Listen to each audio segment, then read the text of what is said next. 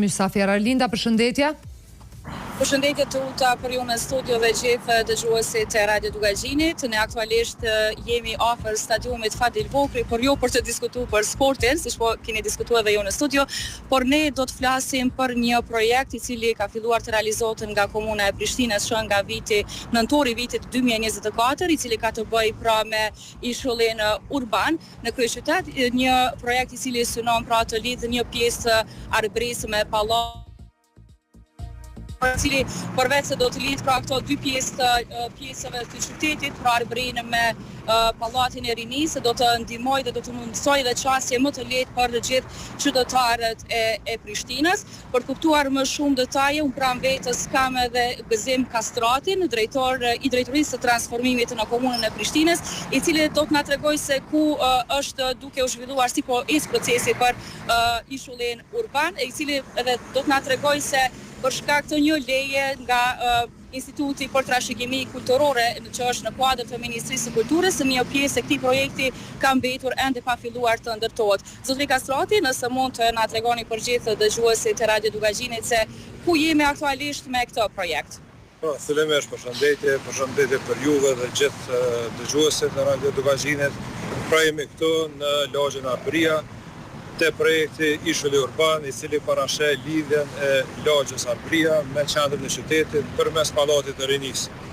Ne kemi filluar pra komuna Prishtinës e ka filluar këtë projekt që në vitin e kaluar dhe tani jemi në një fazë ku punimet po zhvillohen në objekte si quajmë ne 3 dhe 4. Pra, kjo ndërlidhje synon së pari të rrisë sigurinë dhe gjithashtu edhe kvalitetin e banimit në mes të lagjeve të kësaj lagje Arbëria me qendrën e qytetit, pasi që siç e dim në këtë zonë ndodhet hekurudha, e cila është shumë e rrezikshme dhe çdo vit rrësojnë apo qytetarë apo njerëz të ndryshëm me fatalitet edhe rruga Tirana, e cila është gjithashtu shumë e frekuentuar dhe për një ndërlidhje të tillë apo siguri e cila ka ofruar siguri më të madhe për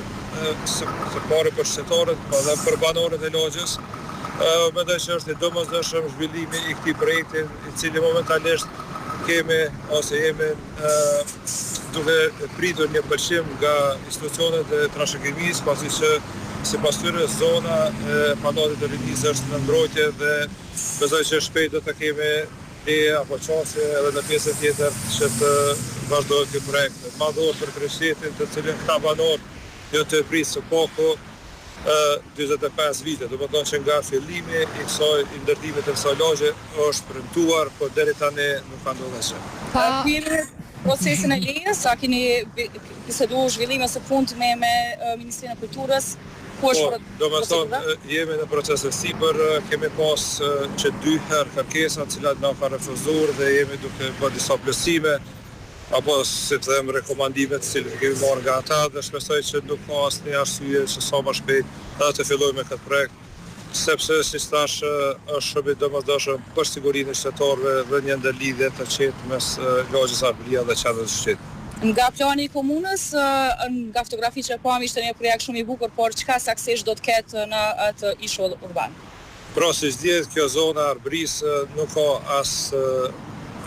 pashë të themi ashtu, as vende ku të luajnë fëmijët dhe gjithë kjo është e paraportë edhe shtigje për bicikleta, për kamësor, për të moshuar dhe një vend rekreacioni dhe pushimi që nikosisht domethënë 3 komponente kryesore që bëjnë më të sigurt dhe të mos kemi edhe ndërhyrje të qytetarëve në këtë pjesë ku jemi këtu te hekurudha e Kosovës, gjithashtu edhe te rruga Tirana, pra në rend të parë qytetari dhe siguria si dhe ngritja e kvalitetit të banimit në këtë zonë. Zotri Kastrati, ky plan ka qenë paraport të përfundojë brenda disa muajve, brenda një periudhe 8 mujore, por me që punimet janë duke vazhduar dhe nuk janë përfunduar, deri kur parashihet të përfundojë si projekt? Tani jemi në përgatitje të trojeve të horizontale të kësaj pjese dhe mendoj që brenda një afati prej 12 muajve duhet të përfundojë i tërë projekti. Në ka arsye për një prolongim apo vazhdim të... A mund të avonoj kjo leja që po kërkohet? A mund të avonoj projektin krejt? Patjetër, nëse nuk kemi leja, atëherë normal që do të avonoj. Ju falenderoj shumë, i nderuar. Faleminderit për ju. Zotë, ishin këto gjitha informacionet që kemi me zotëri Kastratin.